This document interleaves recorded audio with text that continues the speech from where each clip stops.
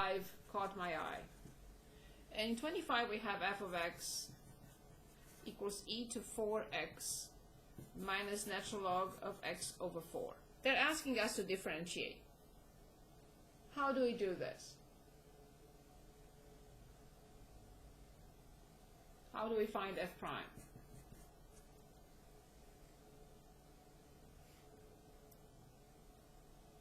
Can anyone dictate or say anything? This would be substitution, right? We use substitution when we integrate, not when we differentiate. Oh, sorry. That's okay. I know it gets confusing at some point.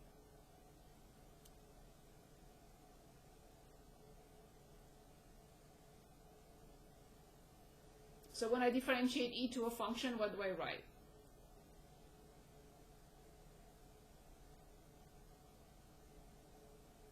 E to the function times the function prime. Very good, awesome. Minus. When I differentiate natural log of a function, what do I write?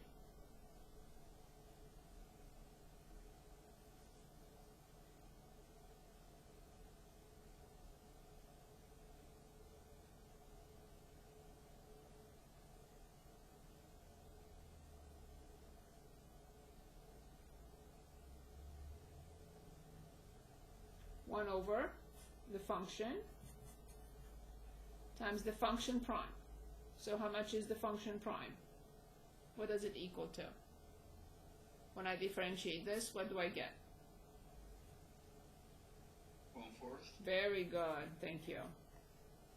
So then we have 4e to 4x minus 1 over a fraction. I have to flip the fraction. 4 divided by x times 1 over 4. Nice. And it's 4e to 4x minus 1 over x. Just one remark. I saw it on your bonus last Saturday. Something like -1 squared plus 2, let's say, over -1 squared plus 5 minus 3, whatever. I saw someone did this. Not allowed. You're simplifying terms instead of factors. Please make a note. No. Please. Please, I'm begging you. Okay. Anything else you would like to review right now from chapter 3? Do you want me to choose something else from chapter 3, or you want to choose something else from chapter 3?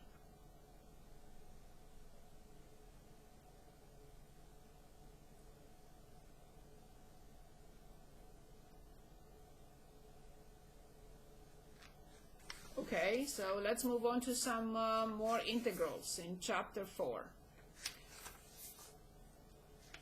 Maybe some approximations.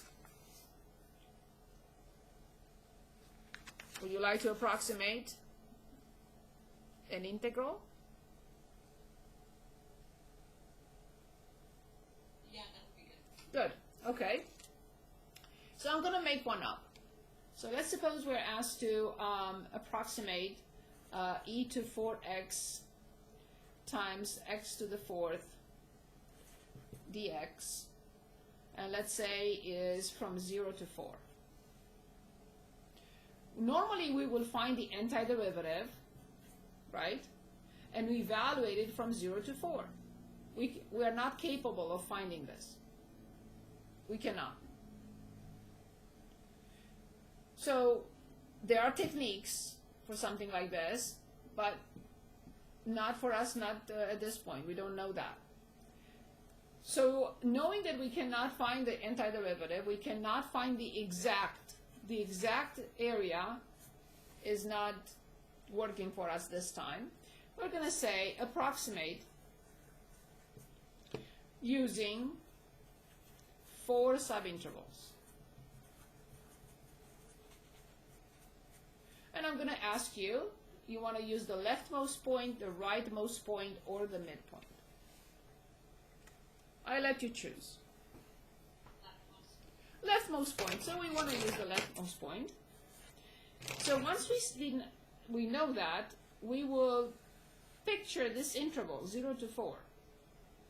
So this is 0, this is 4 subintervals, quite nice, 0, 1, 2, 3.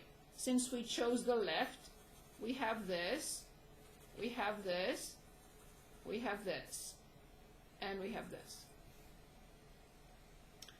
So one interval that is up here with the dx, or width, or base if you want, 1, 1, 1, right, and 1. So this subinterval will have this height because we want the left. Next subinterval will have this height, whatever it is. Next subinterval will have this height, whatever that is. And this interval will have this height, whatever that is. So this height here is f of 0. This height here is f of 1. This one is f of 2. And this one is f of 3. If we had chosen the right, we would have used this. These heights. If we had chosen the midpoint, I would have had to have 1/2 here, 1.5, 2.5, and 3.5. But we decided to go with the left. So then,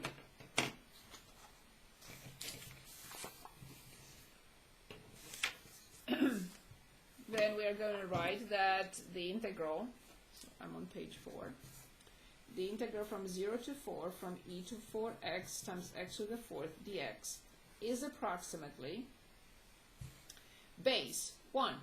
I shouldn't even write it. So it's 1 times f of 0 plus f of 1 plus f of 2 plus f of 3. So now I'll take the calculator. F of 0, I don't have to calculate. This is 0. It's 0 times e to 0, which is 1. 0 times 1 is 0. So when I plug in 1, I have e to the 4th. When I plug in 2, I have 2 to the 4th, which is 16, times e to the 8th power.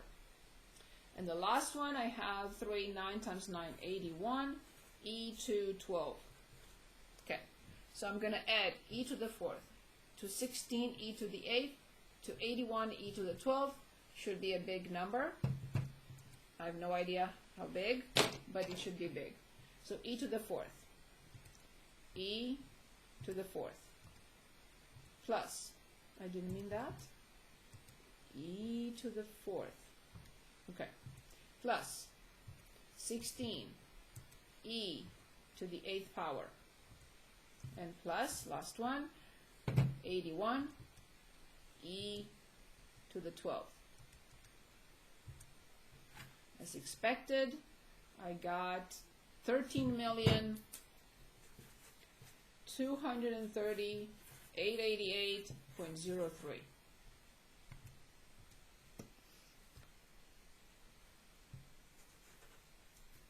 Okay? Is this exact? No. It's not. We approximated the area or the integral. We approximated it with the leftmost point and 4 subintervals. Good. Let's see. Do we want to look again at substitution or areas between curves? Yeah, can we do an area between? Yes. Yes. Let's find. I'm looking on page. I want to look at the end of chapter 4. Let's see what they have in there. Okay, I got it. On page 443, 444. Yes, there is a problem there, problem 29. Let's give it a shot, see what that is all about. So 29. On page 444, they're giving us y equals x squared plus 3x plus 1 and y equals 6x minus 1. They want us to find the area of the region bounded by these two functions. Okay, so I'm going to try to graph this first.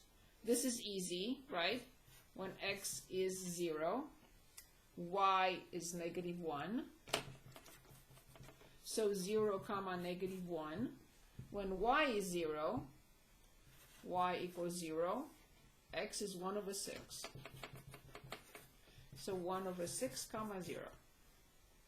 So this is easy, it's linear. But this is quadratic. I know it has a minimum. I have to find this minimum, and I have to find where it intersects. So negative b minus 4ac. B squared, so 9 minus 4, yeah, so the solutions exist. So when x is 0 for the quadratic function, 0, 0, I get y equals 1. So I already have the y-intercept. Now the x-intercept is when y is 0, which is x squared plus 3x plus 1 equals 0. I will use the quadratic formula, it's not factorable.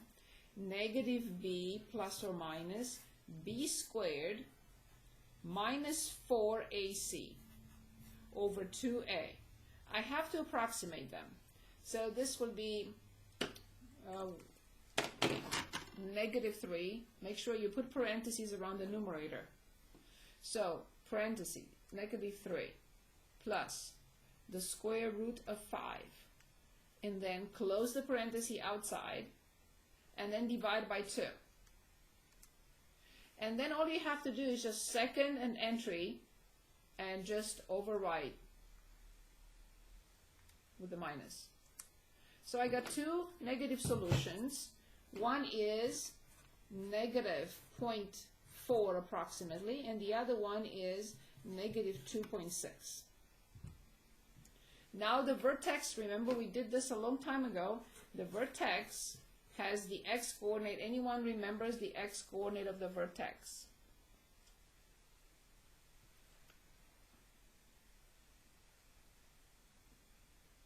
It's this. Negative b over 2a. Negative b over 2a. b is 3. 2 times a is 2, so -3/2. So now -3/2, I have to find this, f of -3/2.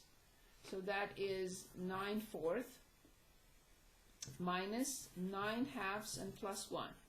Least common denominator 4. So 9 minus, this needs a 2 and this needs a 4. 18 plus 4. So 9 plus 4 is 13, so this is -5/4. Okay, so now I have all the necessary information to graph these two. Which page am I on? 5.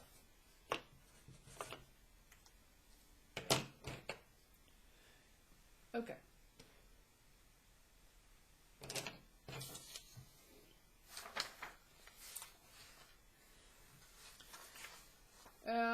Also, I need to find their point of intersection. So x squared plus 3x plus 1 equals 6x minus 1. 9. Oh, no, I didn't mean that. So x squared minus 3x and plus 2. I subtract 6x and I add 1. And this is nice and factorable. X minus 2, x minus 1 equals 0. So they intersect at 1 and 2. So x equals 1 is the point of intersection and x equals 2 is the point of intersection. Okay, so now let's graph.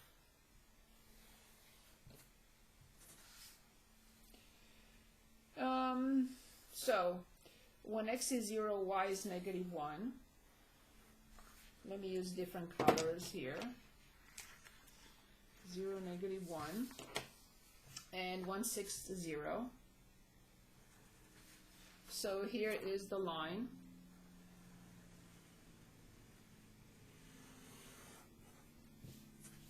So this is y equals 6x minus 1. Now I'm going to graph the parabola, the vertex, -3. So if this is 1, 2, so it's right here in the middle. And -5/4 is a little bit less than -1.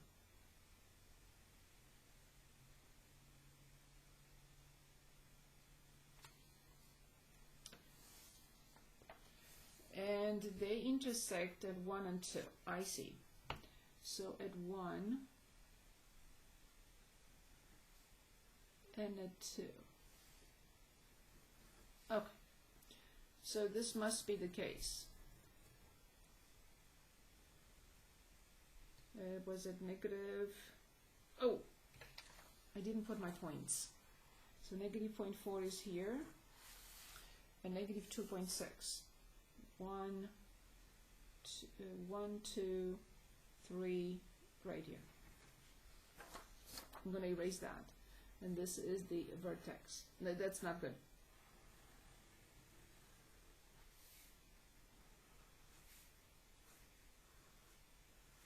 Somehow it does this.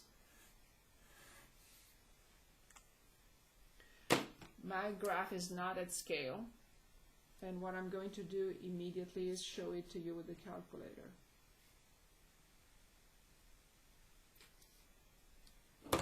Because my graph is a little shaky. It's not nice. I have to graph it again. Okay, so let's put in x squared plus 3x and plus 1, and then the 6x minus 1. 6x minus 1. I know the points of intersection, x equals 1, x equals 2.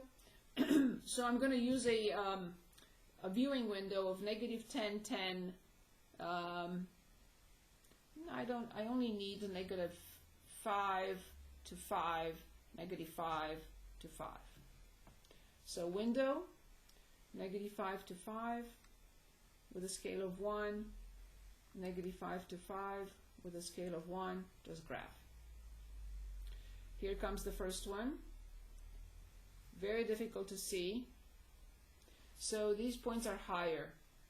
So I have to change the y value.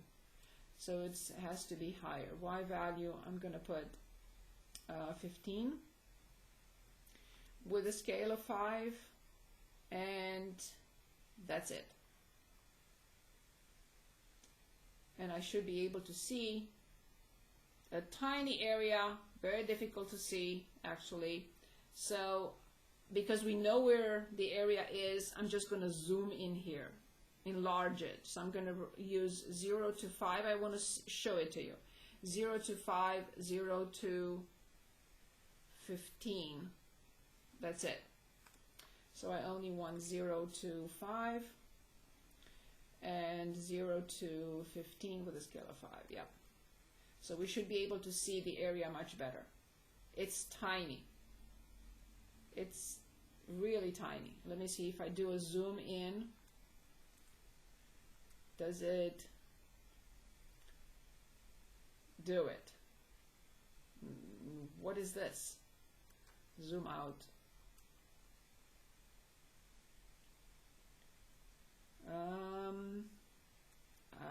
Come on. Okay. Difficult. Let me see. Maybe if I do zoom in and press enter again, maybe that's what I didn't do. I rarely use the zoom in. I don't need it. It's not doing it for some reason. Okay, so this is the tiny area, and this is at 1, and this is at 2, from the upper function minus the lower function. So it will be the integral from 1 to 2. So the area enclosed by these two graphs is the area between x equals 1 and x equals 2. From the upper, which is 6x minus 1, the orange line, minus, I didn't need to put parentheses there. So 6x minus 1 minus the area, minus the bottom function. And the bottom function is x squared plus 3x plus 1. I have to distribute negative 1 to all. So minus x squared minus 3x minus 1 dx.